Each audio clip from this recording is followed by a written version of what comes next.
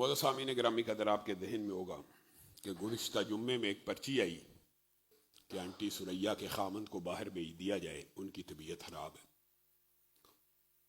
اور کچھ دیر بعد اطلاع آئی کہ ان کا انتقال ہو گیا۔ انا للہ و انا الیہ راجعون۔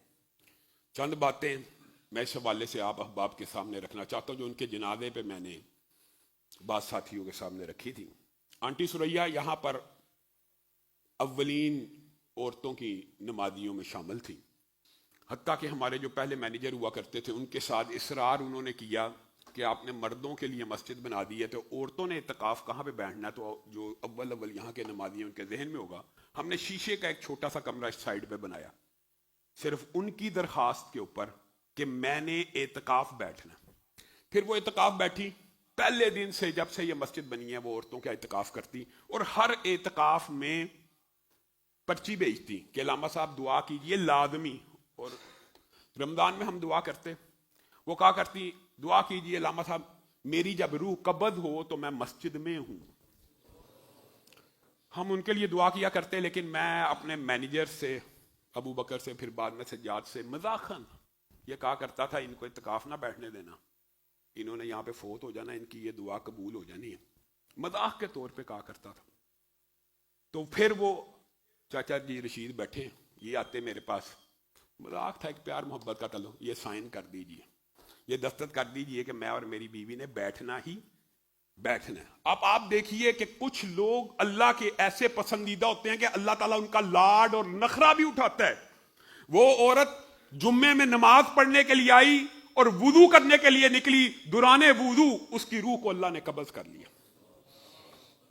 حضرت انس کا واقعہ دماغ میں آ گیا کہ جب قصاصاً ان کی بہن کے دانتوں کو، یہ لمبا چوڑا واقعہ مختصر، ان کی قصاصاً بہن کے دانتوں کو توڑا جانا تھا تو انہوں نے قسم اٹھائی، اللہ کی قسم میری بہن کے دانت نہیں ٹوٹیں گے۔ رسول اللہ کو بھی غصہ آ گیا کہ یہ کیسی بات کرتا ہے، یہ تو قصاص ہے، دین کا، شریعت کا اصول ہے کہ تیرے دانتوں کو بھی توڑا جائے گا جس نے دانت توڑے ہیں۔ حضرت انس قسم کھا رہے ہیں، اللہ کی قسم میری بہن کے دانتوں کو نہیں توڑا جائے گا۔ اور جب مدعیوں نے ان کو عین وقت کے اوپر معاف کیا تو رسول اللہ کے منہ سے الفاظ نکلے، رسول اللہ نے کہا ہاں اس زمین کی پشت کے اوپر اللہ کے کچھ بندے ایسے ہوتے ہیں جو اللہ پر قسم کھا لیں تو اللہ تعالیٰ ان کی قسم کو بھی پورا کر دیتا ہے۔ یہاں پر بات آئی ہے تو میں ذکر اپنے دادا جی کا بھی کرنا چاہتا ہوں، اور یہ بھی جس طرح یہ ہماری آنٹی اللہ تعالیٰ نے جنت الفردوس میں جگہ دے، میرے دادا آخری ایام میں کئی برس ہر سال اپنے ساتھ جب بھی سعودیہ جاتے تو کفن لے کے جاتے اور پورے خاندان والوں سے کہتے کہ میرے لیے دعا کرو، میں وہاں فوت ہوں اور جنت البقیع میں دفن ہوں۔ ایک جب معمول ہو جائے، عادت بن جائے، تو ہم بچے تھے، چھوٹے تھے، ظاہر ہے مزاح، دادا پوتے کا بھی رشتہ، ہم مزاح کرتے تھے دادا ابو آپ نے فوت تو ہونا نہیں۔ اب ہر سال کفن لے جاتے اور ہمیں دعاؤں پہ لگاتے تھے آپ نے فوت نہیں ہونا، آپ کفن لے کے مت جائیے۔ آخری سال جس سال ان کی وہاں پہ فوت کی بھی وہ پھر کفن لے کے گئے، ہم سب پوتے پوتی، حتیٰ کہ ہمارے چچا بھی تب تھے، ان کا بھی انتقال ہو گیا، اللہ تعالیٰ انہیں گری کرم، وہ بھی کہنے لگے ابا جی چھڈو، ہر سال کفن لے جاندے ہو، آخری سال کی بات، اللہ تعالیٰ تو انہوں لمبی عمر دے، کہنے دعا کر میں اتھے مراں، دعا کر میں اتھے مراں، اور پھر زبردستی دعا منہ سے نکلوائی۔ کوئی بچہ اپنے باپ کے لیے دعا کر سکتا ہے کہ مر جائے؟ زبردستی نکلوائی، اور 6 مہینے کا ان کا ویزا جب مدت پوری ہوئی تو واپس آنے لگے تو چچا فضل اللہ کو کہتے ہیں میں نے 5-6 دن اور ٹھہرنا، ایکسٹینڈ کرا جس طرح مرضی۔ وہ 5-6 دن کے لیے ٹھہرے، ان کا انتقال ہو گیا، اور چچا کو وصیت کر کے گئے کہ مجھے اس وقت تک دفن نہ کریں جب تک جنت البقیع میں دفن ہونے کی اجازت نہ آ جائے۔ فوت ریاض میں ہوئے، وہ ایک لمبا چوڑا واقعہ ہے کہ پھر کس طرح خواب کے ذریعے ایک بادشاہ کو، امیر کو خواب آیا، ریاض کے گورنر کو، اور پھر میرے دادا کا وہاں پہ جنت البقیع میں دفن کا انتظام ہوا۔ یہ ایک الگ باب ہے، لیکن یہ اللہ کے بندے جب نیت کرتے ہیں، ارادہ کرتے ہیں اللہ کے ساتھ، مان اور گمان کے ساتھ کہ اللہ تو نے مجھے اس حالت میں موت دینی ہے، اللہ کی قسم یہ جو زندگیاں ہمارے سامنے، یہاں سے ایک نتیجہ نکلتا ہے، جو بات کہنے کا مطلب ہے میں نے اور آپ نے کتنی کو تیاری کی ہے اپنی موت کی، اور میں نے اور آپ نے کتنا کو ارادہ کیا کہ اللہ ہمیں قرآن پڑھتے ہوئے موت آئے, اللہ ہمیں رکوع کرتے ہوئے موت آئے, اللہ ہمیں سجدوں میں موت آئے, اللہ ہمیں عمرے میں موت آئے, اللہ ہمیں حج میں موت آئے. اللہ کی قسم, اللہ کے ساتھ خوش گمانی کا ایک تعلق, وعدہ, مان گمان, اللہ کے ساتھ ضد اور لاڈ, جس طرح اس عورت نے, جس طرح میرے دادا جی نے, اور جس طرح یہ سینکڑوں واقعات ہیں, یہ تو ہمارا عینی مشاہدہ ہو گیا نا. اللہ کے ساتھ یہ تعلق رکھو گے, اللہ تعالیٰ تمہارے گمان کو پورا کرے گا انشاءاللہ. اور آج سے ارادہ کرو, اللہ ہمیں بھی زندگی ملے تو سعادت کی زندگی ملے, اور موت ملے شہادت و سعادت کی موت ملے. ہم بھی کوئی نیک عمل کر رہے ہوں, ہمارے منہ سے بھی ذکر جاری ہو, ہمارے منہ سے بھی کلمہ جاری ہو.